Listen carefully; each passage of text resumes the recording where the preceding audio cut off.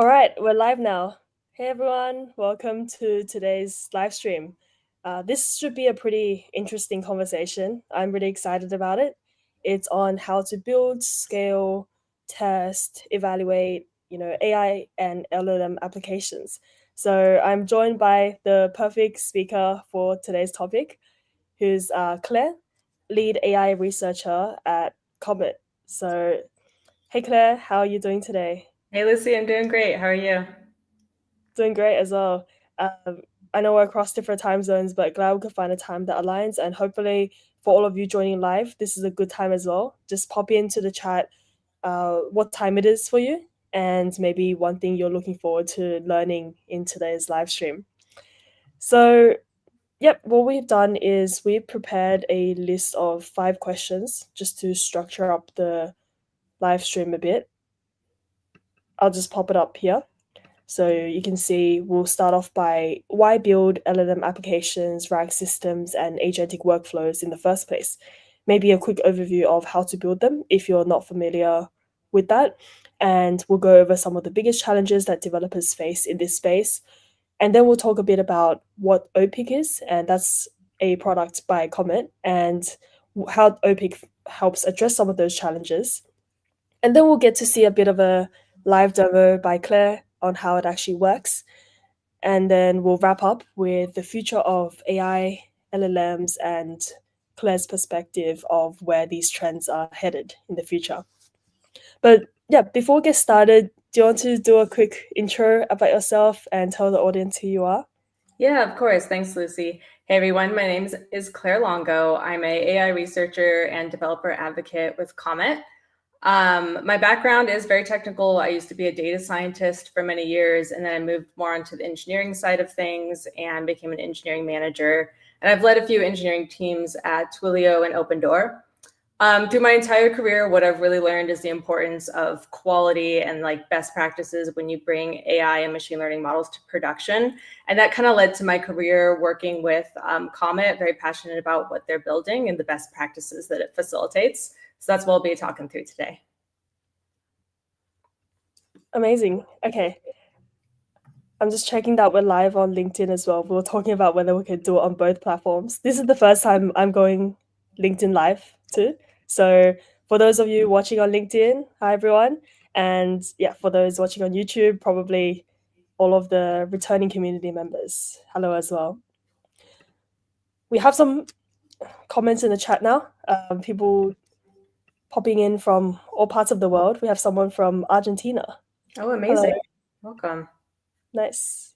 And then hopefully more people will trickle in as well as we go on. Nice. So I'll put the questions back on the screen. And the first thing we want to talk about is why are people building LLM applications and everything AI in the first place? Like what's the power of doing this? Like what's the benefit for companies, for individuals? How is it helping improve efficiency in our everyday lives? And maybe a quick overview of how to get started. Yeah, that's a really good question. So I'm seeing folks build a lot of different kinds of AI applications. I'm seeing LLM driven apps, the RAG systems that you're talking about, and I'll actually be showing a RAG system in my demo today. And then more recently, I'm seeing a lot of agentic workflows. All of these are really powerful tools, and I think we're all trying to get towards the same thing. We're really trying to get towards efficiency. There's this new amazing, powerful technology that is AI, and we're trying to figure out how to harness it and how to make ourselves more efficient. So I see that as like the common pattern across everything that people are building. We're looking for ways to automate things we don't want to do anymore. We're looking for ways to become better at things we weren't as good at. I personally am not great at writing emails, so how can I use AI to help me with that? So I just see that trend across these different kind of experiments. I will say, I think we're in kind of an experimental phase of AI. We're applying it to a lot of different use cases, and we're figuring out the best way to build it, to deploy it, and to apply it in a way that brings us value. So it's a little bit of an experimental phase and a really great phase for builders. If you want to get hands-on and tinker and start building with it, it's really a great time to start figuring out what works. Amazing. Any specific tools or platforms you recommend people get started with? I think the first thing people think about when think about AI as like generative AI, which is like ChatGPT, Claude, and so on. But how would you recommend people going deeper into actually building all of this? Yeah, good question. So there's actually a lot of programmatic tools that make it really easy to build LLM apps. So even like OpenAI has an SDK. So with a few lines of Python code, I'm actually able to put together a personalized, customized app really easily. So the tech stack I'm seeing people use is usually some kind of API-driven LLM provider. That could be through OpenAI, or any of these providers really have that programmatic interface. And then I'm also seeing people put things together with like Streamlit apps. That's a really easy way to get your app shareable and get your family and friends to start interfacing with it and give you feedback. So that's kind of the common tech stack. Python still seems to be the most important language to know these days. Awesome. So when people build these applications or agentic workflows, what are some of the biggest challenges that you've seen developers face? Yeah, there's a few big challenges. I think the biggest challenge is just that we don't really have the guidebook for building LLM apps yet, or building AI tools. We're kind of figuring out what that is right now. So it's kind of a time where we really need to experiment and just get hands-on with the code. But among kind of the set of challenges that I think of when I think about the biggest challenges for building AI, one is actually experimentation. Because when you think about it, when we're putting together an LLM app for the first time, we're probably trying like different models. We might be trying different parameters on the model. We're definitely tweaking the prompt a few times. And we need to be able to measure the effectiveness of those changes. And that's actually quite challenging, because the LLMs are language models. Their inputs and outputs are written text. We're also working with video, audio models, and that's just not so easy to mathematically measure. Is it accurate? And it's also hard to answer that question of like, hey, is this output accurate? It becomes a little bit more subjective. So I think the biggest challenge is kind of the twofold. It's experimentation, tracking what we've done and what worked, knowing what to iterate on there. And then it's also just coming up with the right metric to measure your improvements as you go. Yeah, makes sense. It's a very new technology, so not much documentation. I guess it's a very uh, work in progress. Like all these companies trying to put together kind of tools and workflows and sort of guidebooks to help people build more effectively. And yeah, I think that would be really great if there are tools and systems to help people automatically evaluate the models instead of every time having human reviewers that might be more like subjective as well. So that leads us really nicely into what you do at Comet and working on Opik. So I would love to hear about what Opik is, and I'm sure the viewers as well. Maybe a lot of them it's their first time hearing about these two platforms. So it would be really great if you can give an overview of what's Comet, more specifically what's Opik, and how Opik would then help address some of the challenges that you mentioned.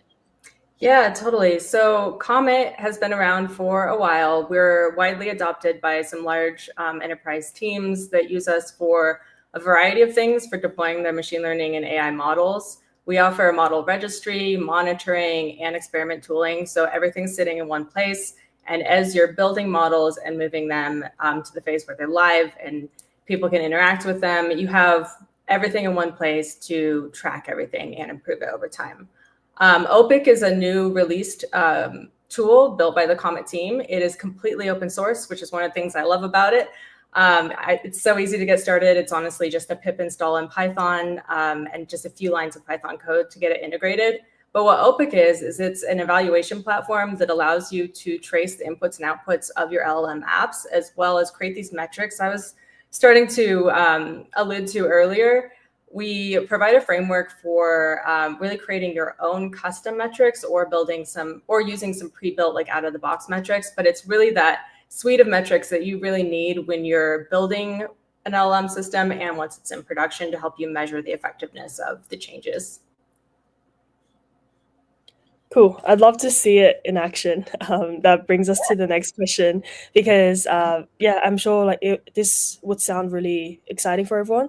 That there's a tool that can help solve all of these challenges and just really bring about more effectiveness when it comes to kind of scaling applications. Like it removes the headache in having to worry about, okay, what are the implications if I have to grow my models and applications? So Could you show us a demo of how all of this actually works behind the scenes? Absolutely. I was hoping you would ask. I think that's the best way to really understand Yeah. the value of a tool like this, is to see it in action. So I actually prepared something, and I'll go ahead and share screen.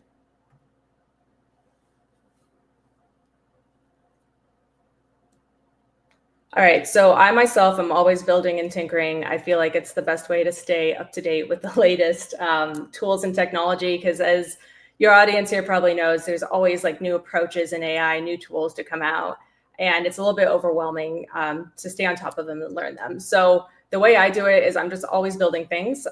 This project, I've collaborated with a few of my coworkers to put it together, but it's a very simple RAG retrieval LLM app. So all this is doing is it's chatting with the Comet documentation to answer user questions. So we've seen this kind of design over and over. The RAG is the retrieval-augmented generation, where you have a large set of context data that you want the LLM to specifically retrieve relevant information from to answer specific questions. So it's kind of like a really powerful search engine, and you're pointing it directly at the Comet documentation to help you answer the questions.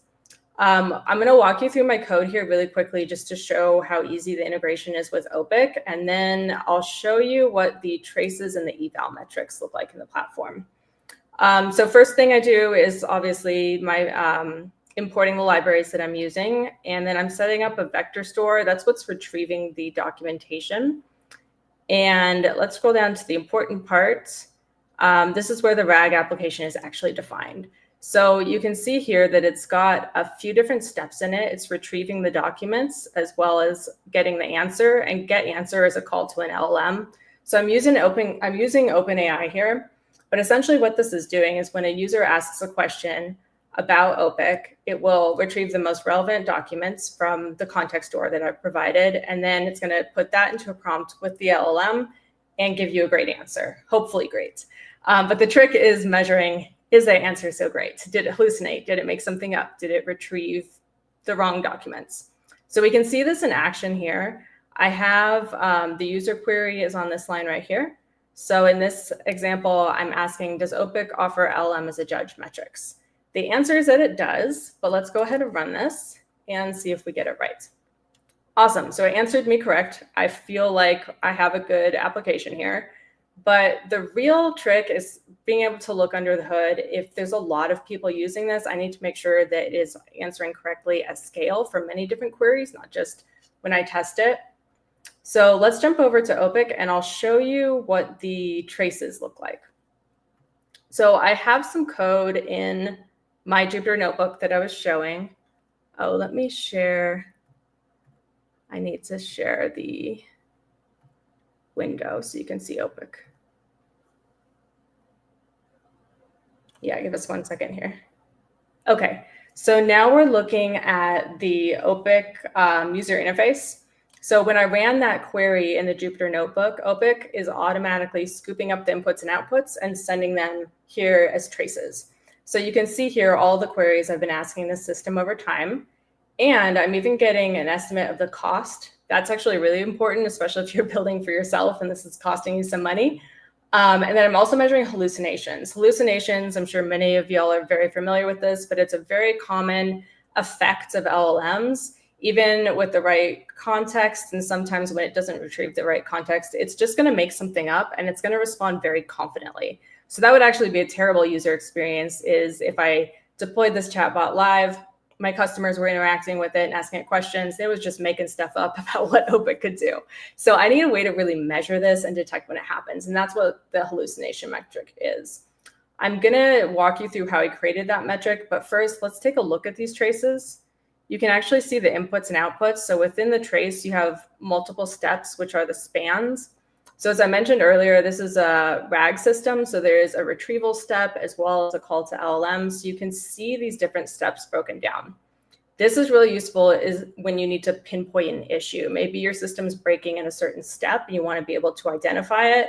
Maybe it's costing you a lot of money at a certain step. So it's going to give you that ability to really look under the hood, identify where the issues are, resolve them, and then track it going forward.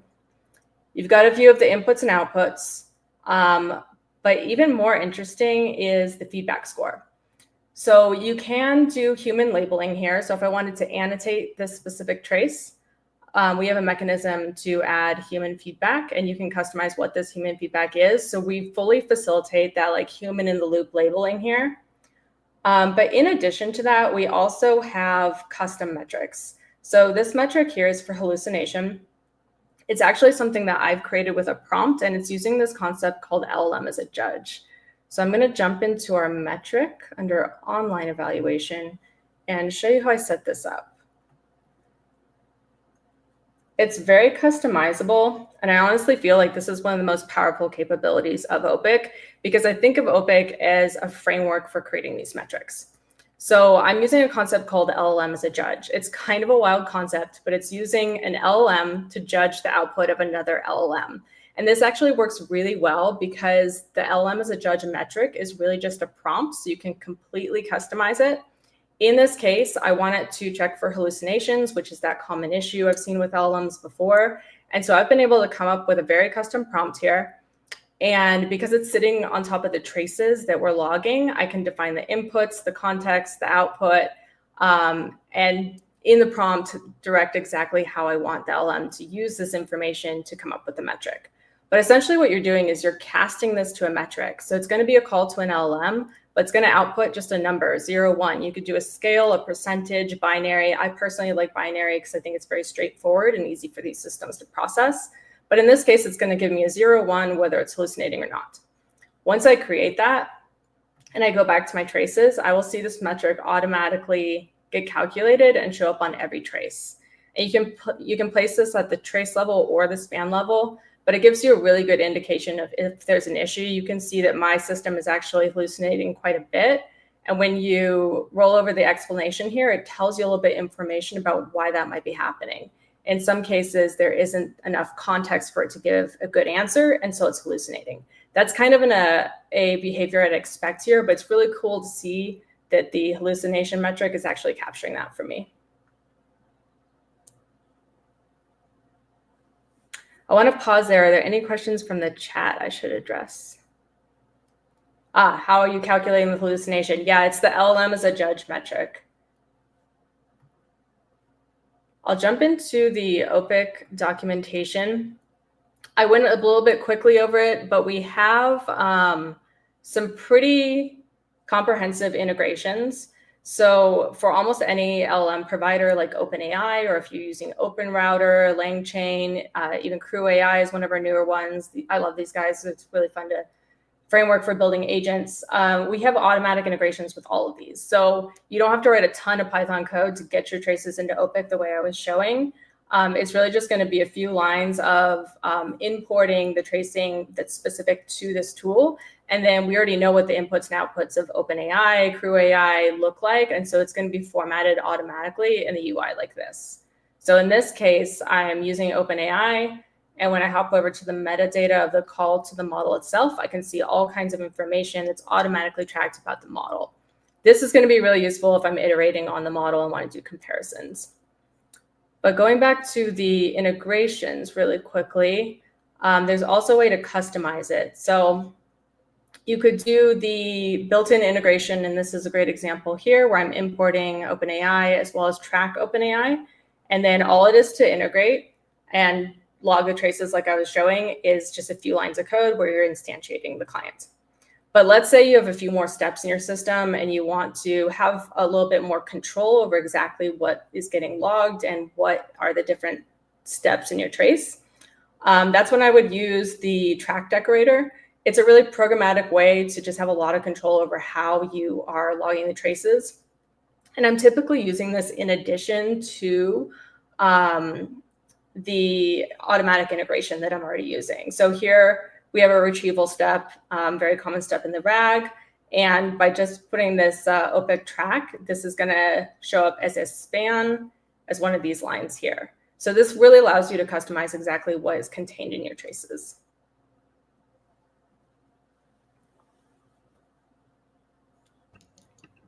Cool. I think we have a few more questions from the YouTube side. I know you helped answer that LinkedIn question. So one question that we have is related to the demo. I think it was asked a bit earlier on how to verify Opik's performance and accuracy. So I know you talked a bit about this already, but do you maybe want to elaborate more on how they can verify if Opik, once they sort of like evaluate the models and provide some feedback, that feedback is accurate? I know you mentioned as well like LLM as a judge, which helps a lot with that. Yeah, it's a good question. So let me hop over to all the metrics that we have within our documentation here. So we offer a lot of different metrics that are out of the box. I think of them in two categories. You've got your heuristic metrics, and you also have your LLM as a judge. And we also have G-eval, which is that custom LLM as a judge that I was showing earlier. You really are just writing your own prompt and turning it into a metric. So the way I like to think about Opik is it is a framework for creating metrics. It's not necessarily the metrics.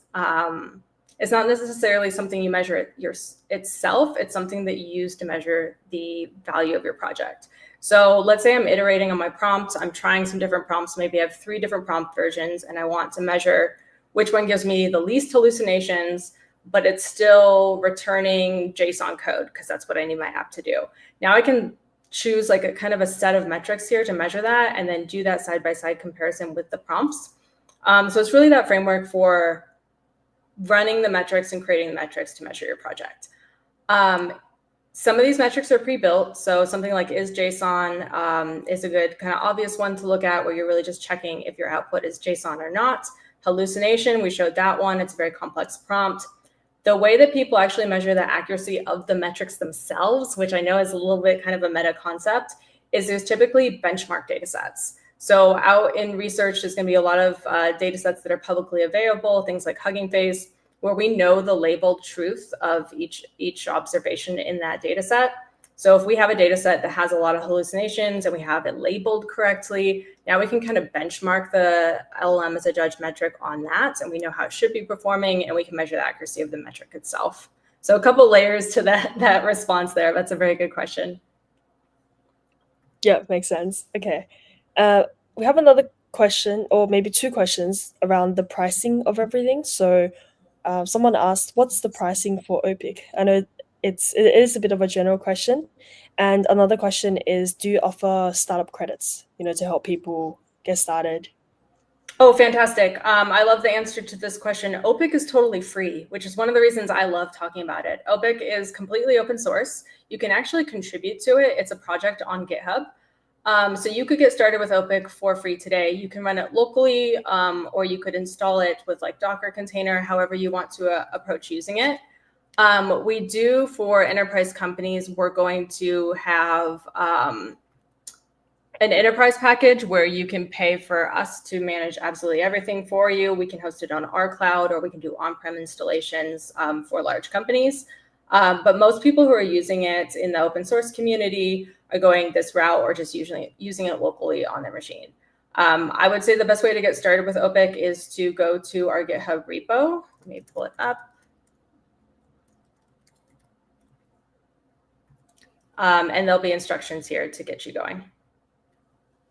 But completely free, completely open source, and you can contribute to it as well. Amazing. Yeah, love open source projects. Me too. Another question, I think a final question here around the demo is, what tools do Opik integrate with? Yeah, good question. So we integrate with quite a few LLM providers. So if you're building with like OpenAI, or if you're building with LangChain is a common one, we're going to have automatic integrations with that just make it really easy to log all the metadata about those models.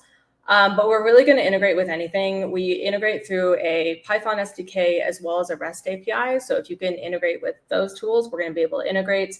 If you're not on this list, if the model that you're using is not on this list, or maybe you fine-tuned something, you're hosting it locally and you have your own interface around it, then the way to go with the integration for that would be the track decorator that I showed earlier. So it's just going to be a few more lines of code, because you're going to have to define a little bit more specifically what those traces are going to look like, because we don't have the automatic integration. But I would say start with this list. And if it's not on this list, if there's something you want to use that's not on this list, let us know. You can ping me on LinkedIn, or submit an issue in our GitHub tracker. Our engineers are all over the issues and respond very quickly, and we're building a lot of integrations. Nice. Thanks so much for running us through the demo and answering all of those audience questions. I have another question just from my side, out of curiosity. What have you seen are some of the coolest use cases of Opik so far?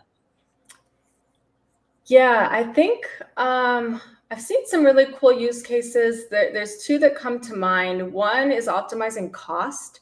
It's such an easy thing to trace, but it's not so easy to really optimize. So you can see here that we're tracking the cost of every call.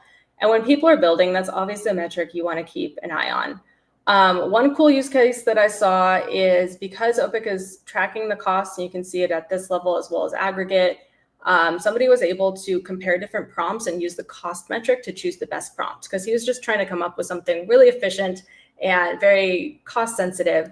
And so it was really just the prompt iteration, and he was able to like really optimize the cost of his system. And that was cool to see how quickly he was able to get to some return on investments there using Opik. Another use case I love to see is really the custom metrics. I showed the hallucination metric. A hallucination is a really common thing with LLMs, so we should be testing it in general. But the cool thing about custom LLM as a judge is that it really is just a prompt. So what I've seen over and over is that when people are building LLM apps to do specific things, there's always some kind of specific thing that they're worried about that could go wrong once the app is live. And there's not really out-of-the-box metrics for that. It's always use case specific. Maybe it depends on their business model, things like that. And so with being able to use a prompt actually to create a metric, you're able to measure like really nuanced kinds of issues that could occur that are very use case specific. So I've seen a few cool ones. I used one because I built a recipe generator, and recipes are actually really hard to get an LLM to generate correctly, because you've got to get things right, like the ingredients and the cook time. And it's very hard to come up with a metric to measure that. So I actually used a custom LLM as a judge to measure that. And it's just an example of the kind of custom metrics that I'm seeing people come up with here. Yeah, I love the cost saving one. It's like using a free tool to help save even more cost, rather than I think some other tools out there, like you would have to pay a bit of money to save a bit more money. So that's a great use case. We have another question. I'm not too sure about this one, but they asked, is Opik FedRAMP FISMA compliant? Ooh, I don't Do you know know? either. I'd have to learn more about FedRAMP FISMA, but it feels like a question probably for a security team, so I would have to figure that out. Yep, I had to Google what that was. I wasn't too sure about FedRAMP FISMA. Okay. Um, yeah, cool. That's okay. Yeah, I'll circle back. That might be somebody else on a different team might know the answer there. So if I can get the answer, I'll get it to you. Perfect. Cool. I think that's about the questions on the audience chat. I'll let you know if there's any more that trickle through, but I think we can move on to back to this page. Let me just share my screen again. And let me know if you want me to share a screen to, demo anything else, or maybe refer to anything else. But the final question that we have here today is kind of like a discussion on the future of AI LLMs and where you see the trends headed. So would love to hear your thoughts on this, like as someone who is deep into doing this AI research and is also engaged with the community and seeing how people are using it. Yeah, this is a fun question because we really are at like such an exciting time in AI where we are figuring out where this industry is headed. It's not like very clear yet, I think. I've had the opportunity to really collaborate with like a lot of customers across Comet's customer base. I see what a lot of people in the open source community are building. So I'm lucky enough that I can kind of see the trends of what people are creating here. And I'm seeing a few things kind of emerge. I think agents are going to become very important. I think we're going to figure out exactly what an agent is and should be, and we're going to figure out best practices for deploying it. But the reason agent stands out for me is the automation. So an agent is an LLM app that's really taking automatic action. So maybe it's going to automatically schedule something, send an email, Google something for you, but you're piecing together a lot of different compartmentalized capabilities. And so you end up with multiple LLMs, each with a very specific task and an overall goal of accomplishing something in an automated fashion. The reason I really like this is it makes it really easy to monitor because you know what each LLM is supposed to be doing. When I first started working with LLMs, I just shoved everything into a prompt and hoped that it did what I needed it to do. But then if it starts to break, you don't know exactly where in that prompt to change it. Was it the data retrieval? Was it the data analysis? Was it an issue with drafting the email? So if you're trying to make one LM call do too many things, it gets a bit messy. And the agentic architecture is moving more towards almost like, kind of mirrors like microservices that I've seen in the past. So I'm really excited about that architecture just because it's clean. And I'm also excited about the automation in agents. So that's one of them. The other area to watch that's a little bit more mathematical, I personally think reinforcement learning. Reinforcement learning has been around forever. It's not an LM. It's not a generative AI model, but there's other kinds of AI that I think could be incredibly powerful. And we're just touching the surface with the language models, as well as like generative video and audio. We're moving more into that. But reinforcement learning, I think, just has a lot of promise. We're starting to apply it to make LLMs more impactful. But I also think because it's such a elegant mathematical definition, it's going to lend itself well to defining other use cases as well as measuring them and trying to control them as well. Nice. Yeah, there's a lot of potential with AI, definitely, and so many branches as well. I think right now it's like it reminds me of the early days with the cloud where there's just like building blocks and foundations, and people were in the end, combining things together, building tools for more visibility, automation, tracking, and so on. And I mean, the big difference though with cloud and AI is that AI is sort of like very rapidly like learn by itself with the reinforcement learning as well. Whereas I think from the cloud or people like in my audience who are learning cloud, they'll realize that it's sort of something that's more steadily built over time. So Yeah. really interesting advice and insights. So I mean, moving on to more the advice side though, like, do you have advice for those who are at the stage where they're building their own AI apps and doing experimentation on how they can, I guess, maybe build more effectively, build safely, and also just for those who haven't been at this stage yet, how they can upskill and just get up to date with learning everything? Yeah, so the first piece of advice I would give there is look for coding tutorials from vendors like Comet. Not just Comet, but there's other vendors in the AI space that are doing different pieces of the AI workflow. And they are for free giving you so much code that you can copy and paste. And that's how I love to get started learning a new tool is I want to just build it. But you don't necessarily want to just build from scratch. If you can find a notebook, like we have a lot of collab notebooks linked on within our documentation, the best way is like to take something like that and just start running it and then start customizing it to something more personal that you want to build or to your project at work. So that really gives you a way to just like jumpstart building with AI. And there's just so much free stuff available. The other thing I would say in terms of just building like safely, I feel like this is such a great time for experimentation. We need to try AI in different areas, see what works, see what doesn't. But the challenge with that is doing it safely and making sure we're measuring the impact. So I love having metrics around what I'm building.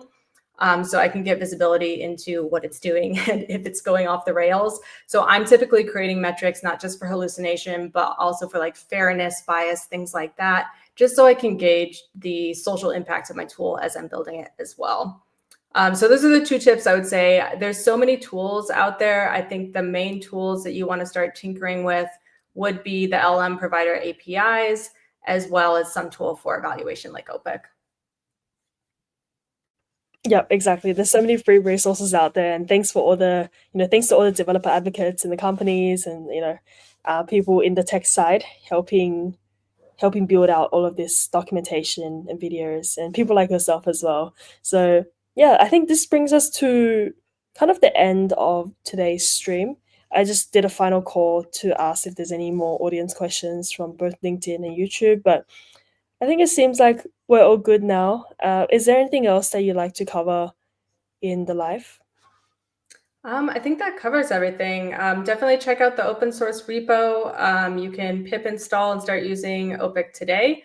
It's really easy to just get integrated into your workflow. So if you already have a project where you want to layer in some tracing or evaluation, it might be a good place to start. Awesome. I love how today's stream is like very, quick and efficient, and we've managed to like cover everything. I thought it might be like a bit optimistic because sometimes there's so much to cover, so many different areas that we need to talk about. So yeah, everything's all clear and managed to answer all the audience questions as well. So yep, for those who are watching, make sure you check out Opik. Try go onto the GitHub link and yeah, try it out for yourself. It's completely free to use. And also make sure you follow Claire on LinkedIn. I'll put a link as well in the comments where you can follow her and stay updated. She's posting really regularly now and providing tips on building with AI application, like building AI applications and evaluating and so on. So yeah, definitely a good way to stay updated. So I think that's the main two calls to actions. Follow Claire and yeah, try out Opik. So thanks everyone for watching, and of course thank you Claire for taking time today to share with our community how to build, scale, evaluate AI applications, workloads, LLM. It's a big mouthful, but yeah, thank you for your contribution as well in helping make all of this happen. Yes, thank you all. It was great to be here. And thank you for the audience questions. Yeah, cool. All right, thanks everyone. Bye. See ya. Bye.